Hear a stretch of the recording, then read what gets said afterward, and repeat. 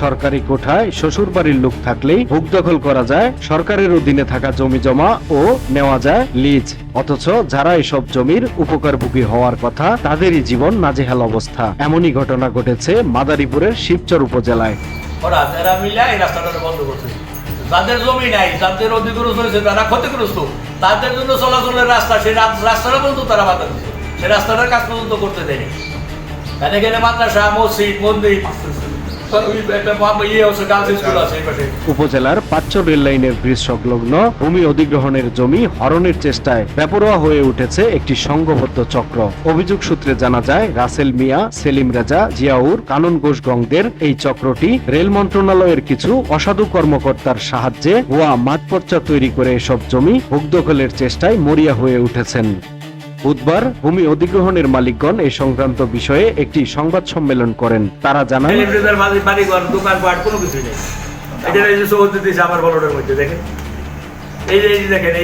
আমার দরখাস্ত, যেটা আমি দরখাস্ত করছি 4 মাস 5 মাসে, সব কাগজপত্র দিয়ে তারপরে আমরা দরখাস্ত দিচ্ছি। পদ্মা সেতু নির্মাণের সময় যে ভূমি সরকার থেকে অধিগ্রহণ করা হয়, এসব ভূমির মূল্য 2 লক্ষ টাকা করে ছিল। রেলওয়ের কাজের জন্য সরকার তাদেরকে 4 লক্ষ টাকা করে নির্ধারণ করে দেয়। তার পূর্বেই ক্ষতিগ্রস্ত পূর্ণ মূল্য এখন পর্যন্ত হাতে পাননি তারা। বিলের কাগজ নিয়ে বিভিন্ন সময়ে রেলওয়ে অফিস, মন্ত্রণালয় এবং মাদারীপুর ডিসি অফিসে দিনের পর দিন তারা কেবলই চক্করই খাচ্ছেন। চাষাবাদের জন্য লিজ আনার কারণে আমরা এখানে রেলের আশেপাশে যারা আছি, এখানে 2টা মাদ্রাসা আছে, একটা মন্দির আছে, এটার জন্য সরকারের কাছে, মন্ত্রণালয়ের কাছে আমরা আবার এসব জমি কোনো ধরনের বিজ্ঞাপন না দিয়ে রেলওয়ে মন্ত্রণালয় থেকে ভূমি খেকো চক্রটি ভুয়া কাগজপত্র তৈরি করে জমিতে কৃষিকাজের জন্য লিজ করেন। অপরদিকে প্রস্তাবিত রেলওয়ের পাশের জমির মালিকগণ রেল মন্ত্রণালয়ে নিজের নামে লিজের জন্য আবেদন করেন, কিন্তু আবেদনের খাতিরে রেলওয়ে কর্তৃপক্ষ বেশ কয়েকবার উক্ত স্থানে এসে তদন্ত করে নামে মাত্র। তবে কোনো এক অদৃশ্য শক্তির বলে 3 মাস বছর পেরিয়ে গেলেও হয়নি এখনো সুরাহা।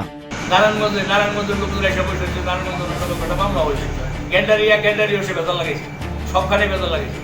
একটা মামলা আছে ঢাকায়, হাইকোর্টের মামলা চলমান থেকে একটা প্রজ্ঞাপন জারি করা হয়েছিল যে এই মামলা শেষ না হওয়া পর্যন্ত এই জায়গায় কোনো কার্যক্রম করা হবে না। ভূমি অধিগ্রহণের মালিকগণ সম্মিলিত সংবাদ সম্মেলনে জানান, পূর্বে এসব জমিতে তাদের বসতবাড়ি ছিল, বর্তমানেও এর পাশেই তাদের বসতবাড়ি আছে। শুধু তাই নয়, এসব জমি অধিগ্রহণের একাধিক মালিকও রয়েছে। কাগজের কোনো সিল নেই, এই টাকা ব্যাংকে জমা দিয়েছে 5টা 15, বিকাল 5টা, অবশ্যই টাইম করে না, 5টা 15 টাকা জমা দিয়েছে। এখানে কোনো কোনো সই নেই, এখানে কোনো নাই। যার মধ্যে মৃত মালিক ফকির, কমল কুন্ডু, ইথু চৌধুরী, নাদিরা, মিঠু চৌধুরী, মাসুদ চৌধুরী সহ আরো অনেকেই। উত্তর দক্ষিণের ছেলেমেয়েরা, রাসেল মিয়া, দক্ষিণে বাড়ি হলো আমার হাবিবুর বাচ্চু, মালিক ফকিরের বাড়ি। ভুয়া লিজ পত্রে দেখা যায় উত্তরে রাসেল মিয়ার বসতবাড়ি, দক্ষিণে সেলিমের, অথচ তারা দুজনেই মাতবরচর ইউনিয়নবাসী নন। রাসেল মিয়ার বাড়ি কাঁঠালবাড়ি ইউনিয়নে আর সেলিম রাজার রাজশাহীতে। প্রশ্ন উঠেছে, রেল কর্তৃপক্ষ যখন রাসেল সেলিম গংদের কাগজপত্র যাচাই বাছাই করে, তখন তাদের চোখে কাঠের চশমা পড়া ছিল।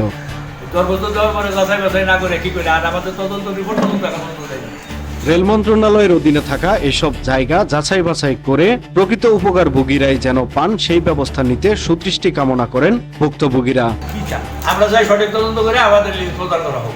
আমরা বাণিজ্যিকভাবে দরখাস্ত করছি, আর ওরা তো ওনাদের দিয়েছে কৃষি, যাদের করে 100 টাকা এখানে নেই। এবং দোকানপাট ভেঙে ঘর বাড়ি করার চেষ্টা করতেছে দোকানদার। নিউজ ডেস্ক, সময়ের কলম।